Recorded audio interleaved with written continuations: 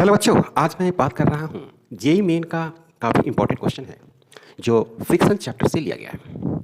मैं क्वेश्चन को काफ़ी शॉर्ट रूप में लिखा हूँ, तो सबसे पहले मैं आपको क्वेश्चन को समझा देता हूँ। ये एक दीवार है वर्टिकल, उससे जो कनेक्शन है, एक ब्लॉक है जिसका नाम बी है और दूसरा एक ब्लॉक है जिसका नाम ए है, और इधर से एक ए फोर्स ऐसे लगाया गया है।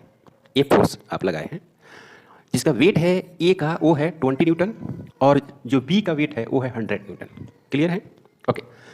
ए और बी, तो ए और बी ये हो गया। ए और बी के बीच जो फ्रिक्शन फोर्स है वो 0.1 है, 0.1, और बी और वॉल के बीच 0.1 है, 0.15 है। ओके, तो आपको बताना है कि वॉल और ब्लॉक बी के बीच फ्रिक्शन फोर्स कितना लग रहा है, ये सवाल है। सही है? ओके, तो इस बात में यहाँ ऑप्शन दिया हुआ बच्चों। देखो, फ्रिक्शन फोर्स की अगर हम बात करें तो जो इसे friction force F equal to mu into N, इस तरह से आप लिखते हैं फ्रिक्शन फोर्स। तो ये पता है क्या लिखते हैं? ये मैक्सिमम लिखते हैं। तो जो फ्रिक्शन फोर्स होती है, फ्रिक्शन फोर्स, वो हमेशा क्या होती है? छोटा होती है मैक्सिमम फ्रिक्शन फोर्स से। और ये जो फ्रिक्शन फोर्स है वो छोटा होगी मैक्सिमम फ्रिक्शन फोर्स, मतलब कि म्यू इंटू एन से, या बहुत ये बड़ा होगी तो इसके बराबर होगी। ये एक बेसिक कंसेप्ट है फ्रिक्शन का, जिसमें आप मैक्सिमम फ्रिक्शन फोर्स और फ्रिक्शन फोर्स की बात करते हैं। तो जनरली जब ब्लॉक रेस्ट में रहता है जनरली, तो हम लोग वहाँ पे फ्रिक्शन फोर्स का इस्तेमाल करते हैं। तो इस तरह से आप फोर्स को लगाए हुए हैं तो सिस्टम रिमेन्स एट रेस्ट है। यहाँ पर लिख सकते हैं बच्चों कि सिस्टम एट रेस्ट। तो ए ब्लॉक भी रेस्ट में है। ओके, तो ए ब्लॉक की अगर हम डायग्राम देखें, ए ब्लॉक की, ये ए ब्लॉक है, तो इसका वेट कहाँ लग रहा है? वेट इसका है 20 न्यूटन जो लगेगा नीचे की तरफ, और इस पर एक फ्रिक्शन फोर्स लगा देते हैं जिसका नाम है एफ ए बी। ए और बी के बीच फ्रिक्शन फोर्स लग रहा है जो ऊपर की तरफ होगा, रेस्ट में है। ओके, दूसरी बात, अगर बी ब्लॉक का हम लोग देखें, बी ब्लॉक का, तो बी ब्लॉक का जो वेट है वो नीचे की तरफ कितना है? 100 है, 100 न्यूटन। वहाँ देखिए 100 न्यूटन इसका है।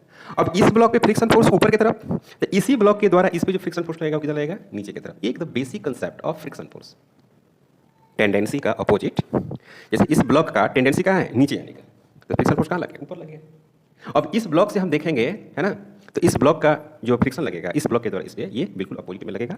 इस तरह से आप पढ़े हुए हैं न्यूटन्स थर्ड लॉ के जैसे कंसेप्ट को हम यूज करते हैं। अब दीवार है, दीवार, इस पर फ्रिक्शन फोर्स कहाँ लगेगा? इधर लगेगा। एफ क्या लिखा हूँ? बी और वॉल। तो ये रेस्ट में है, तो ये इसमें है बच्चों, रेस्ट में है। रेस्ट में है तो आप क्या इस्तेमाल करेंगे भाई? F wall, B versus wall, B wall equal to, ये ऊपर है दो नीचे है, F A B plus 100। Okay, अब यहाँ पर एफ ए बी का वैल्यू लिखिएगा तो क्या लिखिएगा? F A B equal to कितना लिखिएगा प्यारे बच्चों? 20 न्यूटन। तो ये कितना हो गया? ये हो गया 20 प्लस 100, फाइनली कितना आ गया? 120 न्यूटन, 120 न्यूटन। और इसकी डायरेक्शन कहाँ होगी? अपर में। बी वर्सेस वॉल, इसका डायरेक्शन कहाँ होगा? अपवर्ड। यही होगा क्या प्यारे बच्चों? आंसर। तो आप इसमें सर्च करेंगे तो क्या मिलेगा? Option A. जेईई मेन का क्वेश्चन है, शायद 16 या 15 में पूछा हुआ है ना? तो सिंपल क्वेश्चन होता है, थोड़ा सा लॉजिक होता है, थोड़ा सा कठिन नहीं होता है।